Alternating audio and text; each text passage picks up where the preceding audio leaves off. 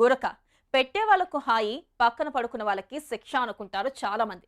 కానీ ఎవరికైతే గురక వస్తుందో వాళ్ళకు కూడా ఆరోగ్యానికి చేటు చేస్తుంది గురక. ఎక్కువగా మగవారిలో, అధిక బరువు కలిగిన వారిలో ఈ గురక కనిపిస్తుంది. అసలు ఈ గురక ఎందుకు వస్తుంది, దానివల్ల నష్టాలేంటి, తగ్గడానికి ఏం చెయ్యాలి అనే విషయాలను ఇప్పుడు తెలుసుకుందాం.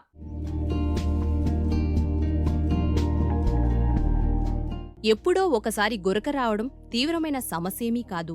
అప్పుడు కేవలం పక్కవాళ్లు మాత్రమే ఇబ్బంది పడతారు. కానీ దీర్ఘకాలంగా గురక సమస్య ఉన్నవాళ్లు పక్కవాళ్లను ఇబ్బంది పెడుతూ ప్రశాంతమైన నిద్ర కరువై వాళ్లు కూడా ఇబ్బంది పడతారు. గురక అనేది అబ్స్ట్రక్టివ్ స్లీప్ అప్నియా వంటి ఆరోగ్య సమస్య యొక్క లక్షణం. మీరు పగటిపూట ఎక్కువగా నిద్రపోతున్నట్లయితే, తరచుగా లేదా చాలా బిగ్గరగా గురక పెట్టినట్లయితే మీ వైద్యుడితో మాట్లాడండి. మీకు వైద్య సహాయం అవసరం కావచ్చు. నోరు ఇంకా ముక్కు ద్వారా గాలి ప్రవాహానికి ఆటంకాలు ఎదురైనప్పుడు గురక వస్తుంది. అనేక అంశాలు గాలి ప్రవాహానికి ఆటంకం కలిగిస్తాయి. కొంతమంది సీజనల్ జలుబు చేసినప్పుడు గురక పెడుతుంటారు.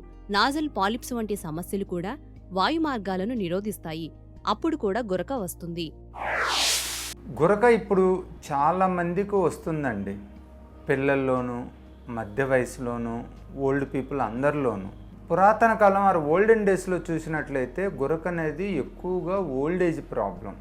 మనకి ఓల్డ్ ఏజ్ వచ్చినప్పుడు మన నోట్లో ఉన్న మజిల్స్ వీక్ అయిపోయి హైపర్ మొబైల్ కావటం వలన, అంటే మొబిలిటీ ఎక్కువ ఉండటం వలన మనం గాలి తీసుకునేటప్పుడు నిద్రలో స్నోరింగ్ వస్తూ ఉండేది.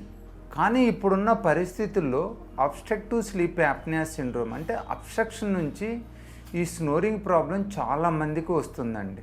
పిల్లల్లో చూసినట్లయితే ఎడినాయిడ్ ప్రాబ్లం చాలా కామన్ అండి. ఇప్పుడు ఎడినాయిడ్ హైపోట్రోఫీ అనేది పిల్లల్లో చాలా ఎక్కువ మందికి ఉంటుంది.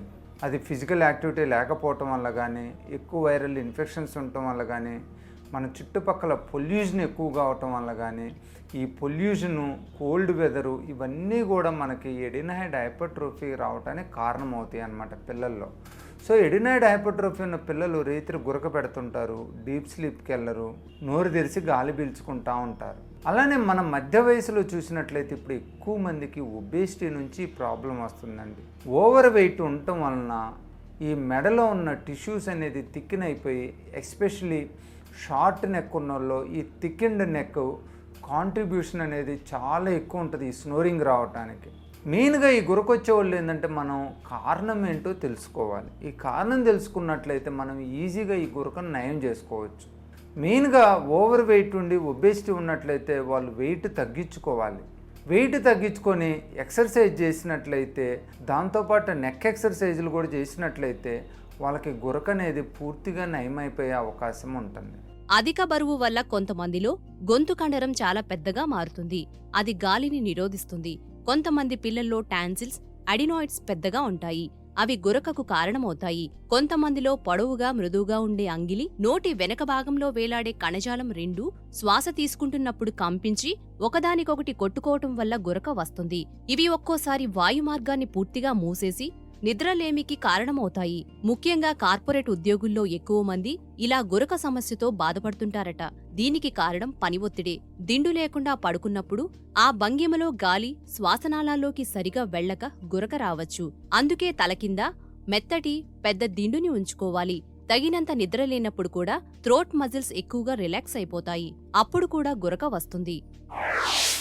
మెయిన్గా అనటామికల్ ప్రాబ్లం నుంచి కనుక గురక వచ్చినట్లయితే, అంటే ముక్కు దూలం వంకరున్నా, ముక్కులో కండ పెరిగిన, పాలిప్ ప్రాబ్లమ్స్ ఉన్నా, అలానే ఎడినాయిడ్ ప్రాబ్లం ఉన్నా, టాన్సిల్లార్ హైపోట్రోఫీ ఉన్నా, లేటరల్ ఫెరింజియల్ వాల్ థిక్నింగ్ ఉన్నా, బేస్ టంగ్ ఎపిగ్లాటిక్ ప్రాబ్లం ఉన్నా, ఇలా ఈ ప్రాబ్లమ్స్ అన్నిటికి కూడా మనం సర్జరీ చేయాల్సి వస్తుంది. సర్జరీ గురించి మనం ఎట్టి పరిస్థితుల్లోనూ భయపడాల్సిన అవసరం లేదు. సర్జరీ చేయించుకున్న తర్వాత చాలామందికి కూడా గురక చాలా ఒకటి తగ్గే అవకాశం ఉంటుంది. అలానే వాళ్ళలో బాడీలో మనం ఎయిర్వే ఇంప్రూవ్ చేయటం వలన బాడీలో ఆక్సిజన్ లెవెల్స్ కూడా పెరిగి ఆక్సిజన్ అనేది నార్మల్గా మెయింటైన్ అయ్యి సైడ్ ఎఫెక్ట్స్ రాకుండా ఉంటాయి అన్నమాట. మెయిన్గా మనం స్నోరింగ్ నెగ్లెక్ట్ చేసినట్లయితే, బాడీలో హైపాక్సిమియా ఉన్నట్లయితే వీళ్ళకి కార్డియోమెగలీ, పల్మనరీ హైపర్టెన్షన్, హార్ట్ అటాక్స్, చాలా సివియర్ కాంప్లికేషన్స్ వచ్చే అవకాశం ఉంటుంది.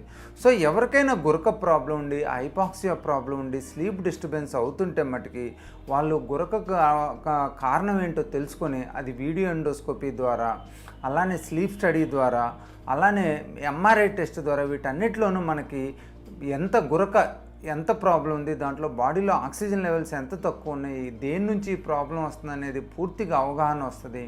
ఒక్కసారి అవగాహన వచ్చిందంటే మనం దానికి అవసరమైన ట్రీట్మెంట్ని మెయిన్గా ఎక్సర్సైజ్ ద్వారా కానీ, వెయిట్ రిడక్షన్ ద్వారా కానీ, సర్జరీ ద్వారా కానీ నయం చేసుకొని పూర్తిగా క్యూర్ చేసుకోవచ్చు. గురక పెట్టే వారి గురించి వాళ్ళ భాగస్వామికే బాగా తెలుస్తుంది. కాబట్టి డాక్టర్ గురక పెట్టే వారి లక్షణాలను వారితో పాటు వాళ్ళ భాగస్వామిని అడుగుతారు. డాక్టర్ పేషెంట్కి సంబంధించిన మెడికల్ హిస్టరీ గురించి కూడా తెలుసుకుంటారు. సమస్య తీవ్రతను తెలుసుకునేందుకు కొన్ని టెస్టులు కూడా చేయాల్సి రావచ్చు. అందులో ఒకటి ఇమేజింగ్ టెస్ట్. శ్వాసనాళాల్లో ఏవైనా సమస్యలున్నాయా అని తెలుసుకుంటారు. రోగి ఇంట్లోనే ఉంటే రోగి దగ్గర నిద్రను పర్యవేక్షించే యంత్రం ఉండాలి. గురకను తగ్గించుకోవటానికి ఇంటి దగ్గరే చేయదగిన పనులు ఉన్నాయి. రోగి పూర్తిగా వెల్లకిలా పడుకోవడానికి బదులు ఒకవైపు తిరిగి పడుకోవాలి. అలాగే మంచం తలని కొన్ని అంగుళాలు పైకి లేపాలి. నాసికా రంధ్రాలను వెడల్పు చేయటానికి ముక్కు వంతెనకు అంటుకునే నాజిల్ స్ట్రిప్స్ ఉపయోగించాలి. నిద్ర వేళలను ఖచ్చితంగా పాటించాలి.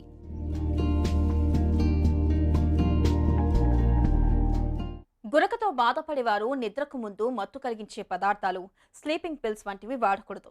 అలర్జీని అదుపులో ఉంచే మందులైన యాంటీ హిస్టమైన్స్ వంటివి డాక్టర్ సలహాను అనుసరించి తీసుకోవచ్చు.